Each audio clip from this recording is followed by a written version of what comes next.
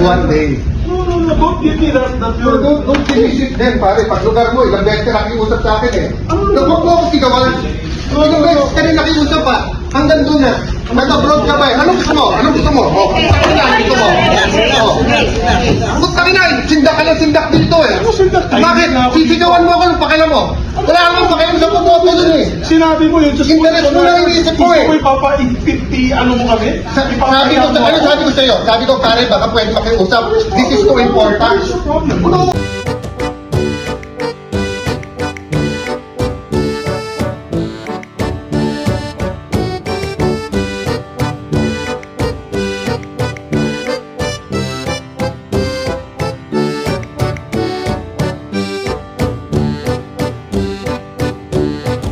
Objection. There being none, consideration of Senate Concurrent Resolution number 23 is in order. The Honorable Senator Alan Cayetano is recognized for his manifestation and brief remarks on the same. You may proceed, sir. Mr. President, Mr. Minority Leader, Mr. Majority Leader, in behalf of the people of Taguig, who is very grateful first to God, secondly, to all those who are involved in a almost one generation of a legal battle into, making Taguig whole in such a way that all of its former territory would be now together as one community and one city. And in thanking my colleagues who are still here, it's almost 9 p.m., and giving me the chance to sponsor and give brief remarks about this concurrent resolution. We were left with a problem, as you know, despite the strict rules of the Supreme Court against a second motion for reconsideration, and after that, I think it's of public record naman kung ano nangyari, yung dates ng final decision, yung mga struggles hanggang ngayon ng mga kababayan namin from EMBO. And there's one struggle that they need the help of Congress, which is to be able to run for Congress and to be able to vote for a member of Congress. It is most basic in the U.S. Constitution, where we copied our Constitution, that no taxation without representation. So unless we're ready to say that lahat ng taga-EMBO ay wala ng buwis, we should not take out their right to have a representative and to vote for a representative. So recently, the Commission on Elections said that they cannot vote for congressman in the 2nd District of Makati dahil wala na sila sa Makati.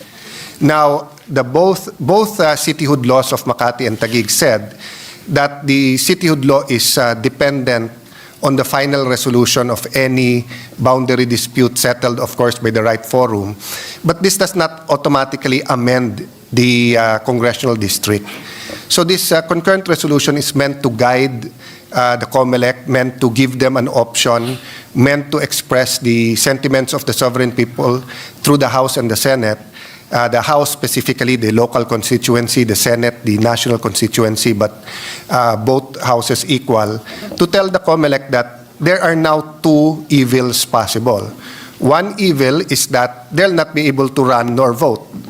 The other one is that the COMELEC has no basis of where they can vote and where the barangays, which district. So this concurrent resolution is an attempt.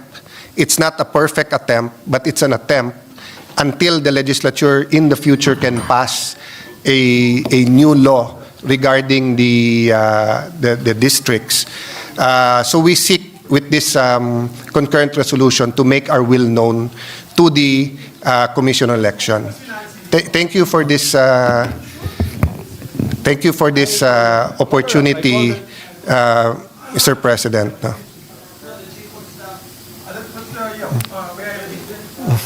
Yes, with due respect. Patapusin mo na muna si Al. Are you done? Yeah. Are you done?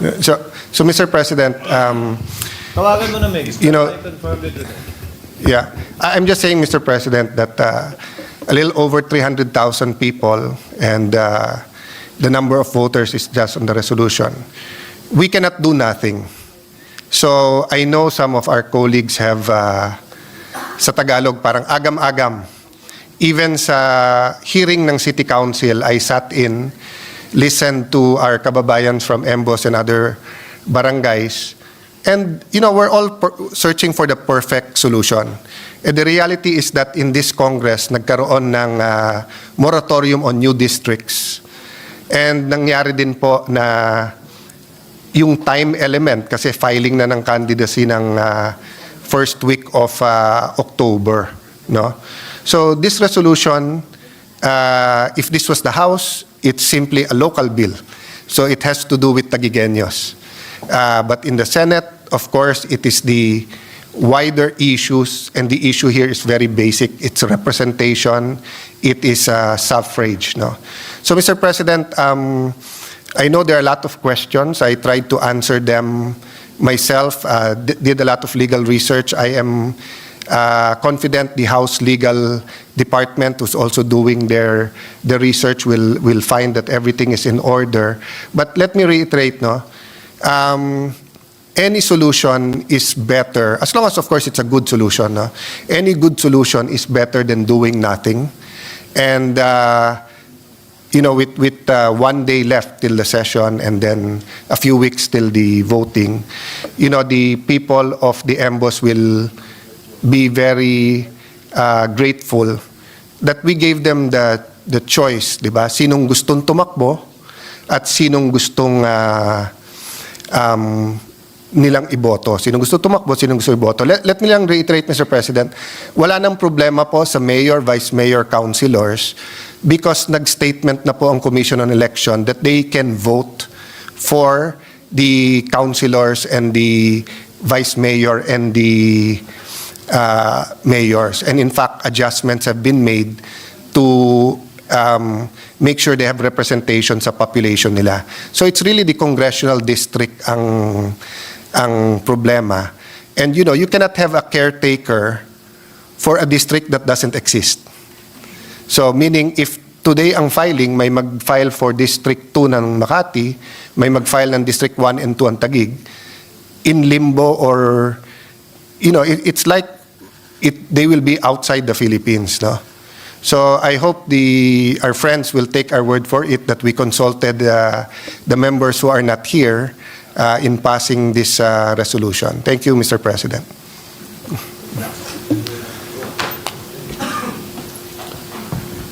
Thank you, Your Honor. Mr. President, if I may. What is the pleasure of Senator Zubiri? Yeah, just two issues. One is, this was not in the daily agenda, this concurrent resolution number 23, but I know, of course, our good colleague would like to have his area not be disenfranchised in voting. So sometimes we take it up, important matters such as this, to be able to answer the times. And this particular issue is on the disenfranchisement of these 10 EMBO barangays. However, Your Honor, I'm trying to get in touch with our colleague who is from Makati, and I do not know, does this have any implication to Senator Binay's I can state for the record, Mr. President, it has nothing to do with Makati anymore because all of these barangays are now under Taguig, being administered by Taguig, and the problem is they'll not be able to vote for any... May I ask for just a 1-minute suspension, she's calling. 1 minute suspension lang, Mr. President. Session is suspended. Billy, sige, the floor. No. He wants to manifestation. I'll wait for his manifestation. I don't know. Senator Cayetano. Senator Cayetano is recognized for his manifestation. Mr. Senate President, before that, am I correct that the former Senate President wants to move that we suspend the consideration of this concurrent resolution and discuss it tomorrow? If yes, then may I make a... Yeah. Mr. President, my question, first of all, I don't know anything about this bill. Nothing. It just came out of the air. So this is a Senate concurrent resolution. This is not a simple resolution. And I was a majority leader, like you've been also a minority leader, I believe, a majority leader. And the concurrent resolution has a force of, before the Supreme Court came out with the decision that it does not have a force of law, but it used to have a force of law. So ang question ko lang dyan, Mr. President, is, with due respect to him, I know it's a local issue. I know it's a local issue, and it's important to you guys. And I don't want to disenfranchise anyone. Ang akin lang sana, explain sana sa amin ano itong pag-usapan natin. Yun lang. And I asked a colleague who represents particularly before these 10 EMBO barangays, I asked her, and she also doesn't know what's going on. Due courtesy lang ba? Sort of some respect and due courtesy. Yun lang akin, Mr. President. I have, again, if I raised my voice, it's because, it didn't have to go that way, and I apologize if I raised my voice. Okay? Ang akin dyan, if it will help you, maybe we can pass this, we can take it up tomorrow. Ang akin lang naman dyan is nabigla ako, dahil nasa taas nga ako, at biglang may concurrent resolution about these barangays. Wala naman sa agenda today, Mr. President. So, my appeal to the good gentleman is give us time to at least explain to us what it is all about. We have no caucus. We've never had a caucus since I asked for one in the beginning of the incumbency of the good Senate President. So I don't know. If we had a caucus, you could have raised it there and said, this is a very simple piece of resolution. Nobody's going to get affected. We're going to get them to vote at least in these elections. If I was told that, then I would have no problem. Pero biglaan eh. Ngayon ko lang nakita yung document here, just now, when I went down. So, that is all I'm asking because we're not the house of, we don't want to be like other establishments na, lang tayo, in the midnight hour we're passing measures. No, we're not like that. Senator Cayetano knows that. That's her pet peeve. She doesn't like to pass things in the middle of the night when nobody's around. I know that because we have traditions, and it's a time-bound tradition. So mine is that I'm not even asking anymore. I'm not raising a point of order because our agreement in the past is that we will take up on the floor what is the agenda for the week. And this is not even in the agenda for the week kasi bago lang to. And I understand kung bago lang to because of the lateness of the hour, meaning the lateness of the session, and this might be able to help Senator Cayetano. But we have another session tomorrow, Mr. President. So there should be no problem. All we need to know is just understand what is this all about? How can we help you? Ayoko din ma-disenfranchise sila eh. Ayoko din, Mr. President. Yung mga taga-Tagig at sa Embo barangays. Ang gusto ko lang sana is just explain to us what this is all about. Because this is a concurrent resolution.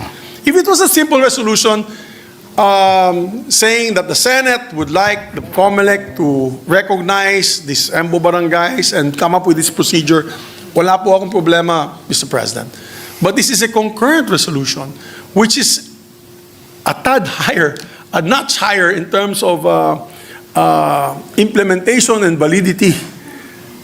Yun lamang po, Mr. President. No offense meant to my dear colleague. I know it means a lot to him. I'm not here to stall, and I'm not here to disenfranchise anyone. Yun lang po, Mr. President. Yung akin lang, sana ma-explain lang sa amin. And with due respect, we're all elected senators here. I will not pass a measure na hindi ko papadaanan sa inyo or to anyone, in fact, without going through the motions. Yun lang po, Mr. President. Yun lang request ko. It's just a simple request that tradition should be followed, at least to explain to us, at least come up with an interpellation on the measure on this particular concurrent resolution. Because even with simple resolutions, we have periods of interpellation.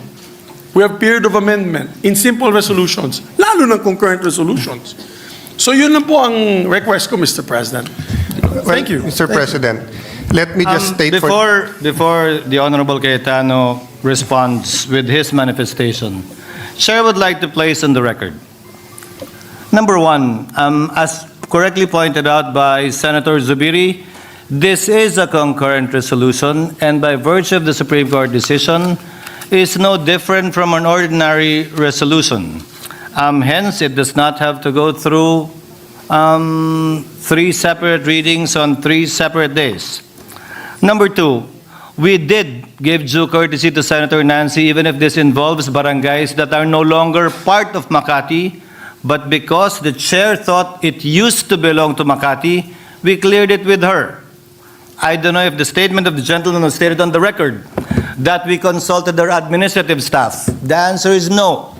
We consulted the chief of staff named Christine and her head of legis named Isa, who according to them consulted the good senator about it, and the response was, she can confirm or deny the same tomorrow, it has nothing to do with Makati because it has everything to do with Taguig. Hence, we proceeded and clarified it with the minority leader, with the indulgence of the minority leader, given the urge of the record. Senator Cayetano. Yeah, is Mr. recognized. President, thank you for clarifying that because I just like to put on the record, this is my third term as a senator. I know my responsibilities here, I know the rules. Lahat naman tayo hindi perfect, siguro ilan lang sa kwarto na to and mostly they're from the staff ang memorize ang rules, no? Kaya nga makikita ng mga taong nanonood ngayon, lumalapit pa kami dyan sa harap or dito sa gilid sa staff kapag ka magtatanong sa rules because may precedents yan, rich na yung history. Now, we did not bad. It was treated like with force of law. Dinadaan po natin yan in a process that's like that. But after the Supreme Court decision, na sinasabi it's like a resolution, it's the sentiment, yung kalooban ng House at Senate, we treat it like any other resolution. The person objecting now was our former Senate President. He knows naman that you do not go to all 24 senators. You go to the minority because you're part of the majority. And I did go to the majority last night pa.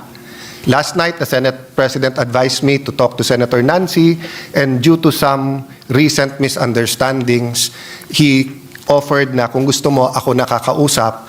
And I waited all day long until nga mag-respond yung Chief of Staff niya. So, it's not just an emotional issue. It's not a local issue. It's an issue of constitutional importance, the ability for people to vote. The good senator, Senator Subiri said, kung i-explain lang sa kanya, kaya nga ako lumapit sa kanya sa harap eh. Sabi ko, gusto mo explain? Sabi niya, bukas na. Sabi ko, I don't wanna take the risk. Nakita nyo naman yung mga ulan ngayon, eh kung bumagyo bukas at mag-adjourn tayo. So, walang taga-embo na pwedeng tumakbong congressman, walang pwedeng bumoto. This is a 5-page resolution. Very easy reading. I'm ready now to answer any of his questions or questions ni Senator Binay. If he apologizes for raising his voice, me too. I mean, I know it's still emotional for him. That's why ilang beses na nagsisigawan dito, never ko siya in-approach, never ko siya kinontra. Nakaupo lang ako dyan sa harap or dito or dun sa tabi ni Senator Tulfo. Tumatabi-tabi lang po ako. But that's why I humbly came to him kanina while he was on the phone with Senator Binay and said, can I explain this to you? Pwede ko ba i-explain sa'yo? Kung may question, so let's not come here and say na, hindi, bukas na to, ipaliwanag lang. I'm ready to explain it to him now. It's a very simple resolution. It's very simple. They are allowed to vote for mayor, vice mayor, councilors. Each and every one of them. But the COMELEC said they are now Taguig and they're not under Makati under the Supreme Court decision. At sabi ng COMELEC, you cannot vote for congressman. So, Congress is left with two things. Doing nothing or telling the COMELEC, if you ask us, you should let them vote and these are the districts. What's my basis for this is the districts? Both the official statistics and the hearings of the Sangguniang Panglungsod of the city of Taguig. It's that simple. This isn't a complicated bill. We all know naman pag nag-file tayong bill, your office takes judicial notice once it's read in first reading. So kahit ito'y concurrent resolution, may first reading to. Hindi kailangan lapitan yung 24, but if that is the pleasure of Senator Subiri, I humbly did that kanina. So but let's not make it appear that this is a simple, this is a complicated bill, this has implications, this is ganito, and let's just wait till tomorrow. That's not true. Diba? The resolution is there. Diba? Nakiusap na lang, at sabi nga ni Minority Leader, please make it brief for a simple reason. I think the Minority Leader and Senator Risa are up, 5, 6 a.m. sa dami ng papeles. They usually go home from session 8, 9 p.m. They have early hearings, but they're here. Diba? So sa akin, Mr. President, if the former Senate President heard me, I'm making appeal, not for myself. You know, wala akong vested interest dito in the sense that my wife as mayor, sinabi na ng COMELEC, pwede siyang tumakbo. And pwede siyang iboto sa EMBO. So with or without this resolution, wala tong epekto sa aking wife, sa vice mayor, sa konsehal. Ang epekto nito, wala rin sa kandidato naming congressman. Because with or without this resolution, yung kakampi naming congressman ay tatakbo sa District 1 at District 2, yung kapartido. Wala rin itong epekto sa katunggali naming congressman. Because with or without this resolution, tatakbo sila. Sino maapektuhan dito? Yung more than 200,000 na qualified sa EMBO na gustong tumakbong congressman at yung gustong bumoto ng congressman. And after June 30, saan sila lalapit for representation sa kanilang district? Right now, nahihilo na sila. If they go to the congressman of the 2nd District of Makati, possibly, I don't know his response, possibly, hindi na naman kayo sa Makati. If you go to the 1st or 2nd District of Taguig at hindi magkasundo yung congressman, mag-aagawan sila kasi pareho nilang hindi distrito. So this is a mere resolution saying the sentiment of Congress. If anyone here wants to say na I disagree, okay lang. If anyone here wants to say na hindi, dapat yung barangay na ganyan or wants to ask me a question, I'm ready as much as makakaya ko. Pero ang masasagot ko lang sa inyo, Mr. President, and this is for my, tinuturing ko rin kaibigan kahit may heated, siguro naman, 1998 ko pa kasama si Senate President Subiri. So siguro we're entitled one heated argument, which is tonight. No? Kasi 1998 ko pa naman siya. Madalas, magkaiba kami ng stand, pero hindi naman kami nagkakainitan. So, if you're apologizing for raising, I also apologize for raising my voice, my friend. But, if this was Bukidnon, at hindi sila makakaboto, hindi sa i-give ko lang sa iyo eh. I'll stand there, I'll listen to you, I'll even help you kung hindi mo kasundo si Nancy. But, yung nangyari tonight, ikaw na magsabi, di ba? You could have said 1 minute suspension, usap tayo. But yun nga, wala naman akong choice eh. If you guys want to wait for tomorrow, but if something happens tomorrow, di ba? What do I tell the people of Embo? Sorry, hindi kayo pwedeng tumakbong congressman kasi walang ginawa ang Senate. Di ba? Ang House are ongoing pa. Nandun si Mayor Cayetano together with the other officials of Taguig. Precisely nga, we don't want to wait till the last minute.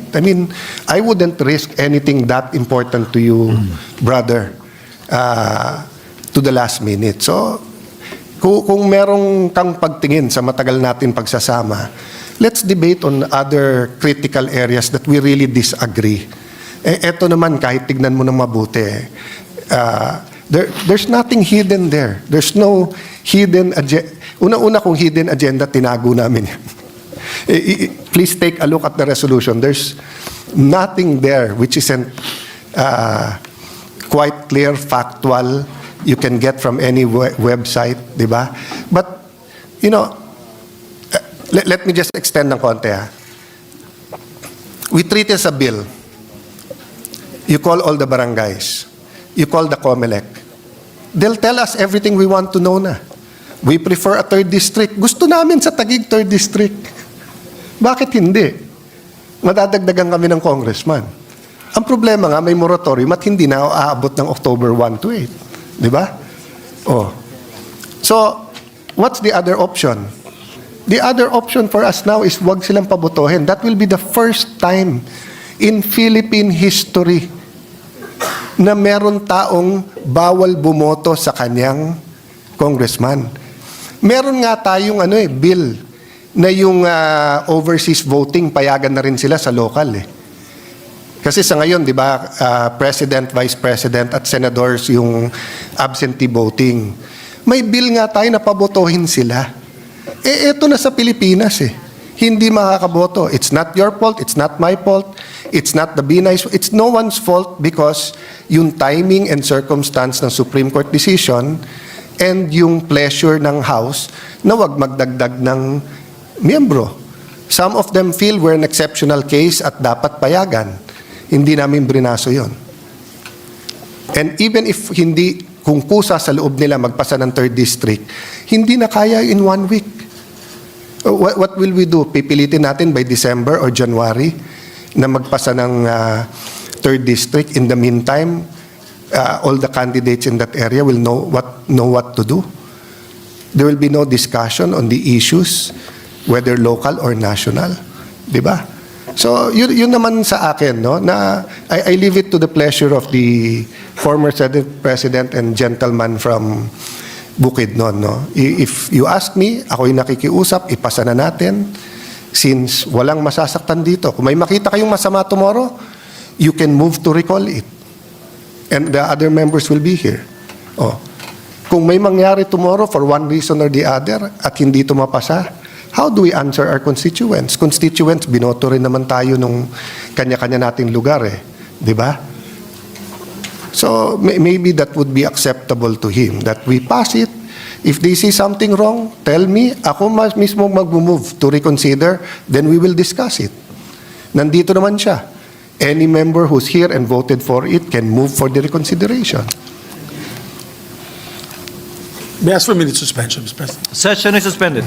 Yeah, thank you, Mr. President. After deliberating with the good sponsor, no, I just wanted to find out, because initially I thought it was a creation of a new district, like an EMBO district, which is clearly we can't do. It has to be a creation by law.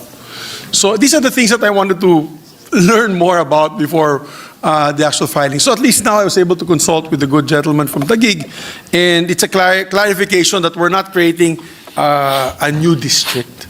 It's We are just not. trying to asking the COMELEC to try to absorb the other, these 10 areas in the other 2 districts. Is that correct, Your Honor? So, Is that correct, Senator Cayetano? Yeah, it's correct, Mr. President and former Senate President, na as I said, no, we're trying to make the best of a very bad situation. In one sense, they're not part of the 2nd District of Makati, but they're also not part of any other district, and there's no time, and we're not sure if a 3rd district. So what we're saying lang is ipasok sila proportionally and contiguously to the existing District 1 and 2 of Taguig. And since the House have a present representative of District 1 and 2, then if they pass it, then now you will have the City Council, the House, and the Senate just giving the COMELEC a sense na dapat pabotohin sila.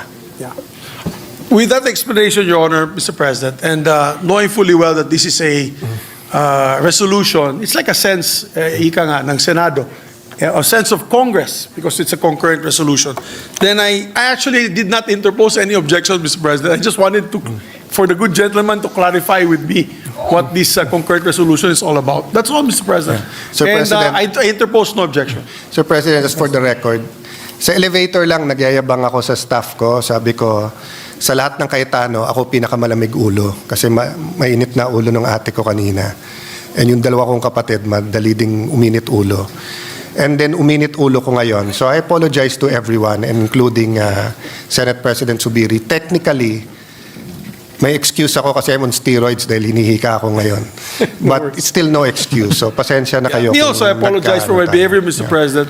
I mean, we've known each other since 1998. We have together known with each the other good Senate since President. 1998. Yeah, so... And while we're in the spirit of asking for apologies, Chair would also like to apologize for the lateness of the hour. Yeah. So with no objections Yes. from Senator Zubiri, may I now recognize the Majority Leader. Majority Leader. Yes.